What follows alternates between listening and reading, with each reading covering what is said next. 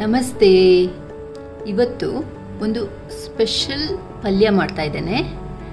ಇದು ನನಗೆ ಬೀಟ್ರೂಟಿನ ಜೊತೆ ಈ ಥರ ಅದರ ದಂಟು ಮತ್ತು ಎಲೆ ಸಿಕ್ಕಿದೆ. ಸೊ ಈ ದಂಟು ಮತ್ತು ಎಲೆಯಿಂದ ಒಂದು ಪಲ್ಯ ಮಾಡ್ತಾ ಇದ್ದೇನೆ. ಮೊದಲಿಗೆ ಈ ದಂಟನ್ನು ಕಟ್ ಮಾಡ್ಕೋಬೇಕು. ಈಗ ನಾನು ದಂಟು ಮತ್ತು ಎಲೆನ ಸಪ್ರೇಟ್ ಮಾಡ್ತಾ ಇದ್ದೇನೆ. ಇದರಲ್ಲಿ ಏನಾದ್ರು ನಾರಿದ್ದರೆ ಒಮ್ಮೊಮ್ಮೆ ಹೀಗೆ ಕಟ್ ಮಾಡುವಾಗ ನಾರು ಸಿಗ್ತದೆ. ಈ ಥರ ಈ ನಾರನ್ನು ತೆಕ್ಕೊಂಡು ದಂಟನ್ನು ಸಣ್ಣದಾಗಿ ಹಚ್ಕೋಬೇಕು. ಈ ಬೀಟ್ರೂಟ್ ದಂಟನ್ನು ನಾನು ಸಣ್ಣಗೆ ಹಚ್ಚಿಟ್ಕೊಂಡಿದ್ದೇನೆ. ಅದಾದಮೇಲೆ ಅದರ ಸೊಪ್ಪನ್ನು ಸಣ್ಣಗೆ ಹಚ್ಚಿಟ್ಕೊಂಡಿದ್ದೇನೆ.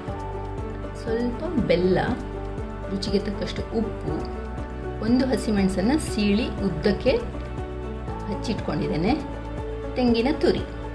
ಅದಾದಮೇಲೆ ಒಗ್ಗರಣೆಗೆ ಸಾಸಿವೆ, ಉದ್ದಿನಬೇಳೆ, ಕಡಲೆಬೇಳೆ, ಒಣಮೆಣಸು ಮತ್ತು ಕರಿಬೇವು. ಇದು ತುಂಬ ಸಿಂಪಲ್ ಆಗಿರೋ ಪಲ್ಯ.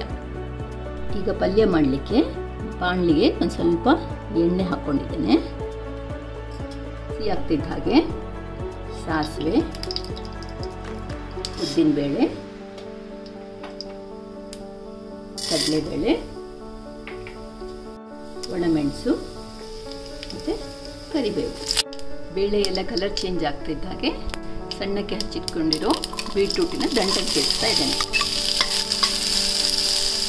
ಆಮೇಲೆ ಉದ್ದಕ್ಕೆ ಸೀಳ್ಕೊಂಡಿರೋ ಹಸಿಮೆಣಸು,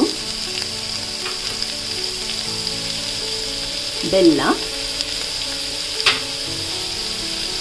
ಸ್ವಲ್ಪ ನೀರು ಹಾಕಿ ಬೇಯಿಸ್ಕೊತೇನೆ.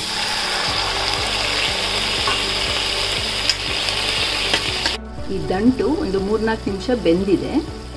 ಈಗ ಇದಕ್ಕೆ ಸೊಪ್ಪನ್ನು ಸೇರಿಸ್ಕೊತಾ ಇದ್ದೇನೆ. ಈಗ ಸೊಪ್ಪು ಹಾಕಿ 1-2 ನಿಮಿಷ ಆಗಿದೆ, ಸುಮಾರಾಗಿ ಬೆಂದಿದೆ. ಈಗ ಉಪ್ಪು ಸೇರಿಸ್ತಾ ಇದ್ದೇನೆ. ಈಗ ನೀರೆಲ್ಲ ಆರಿ ದಂಟು ಸೊಪ್ಪು ಎಲ್ಲ ಚೆನ್ನಾಗಿ ಬೆಂದಿದೆ.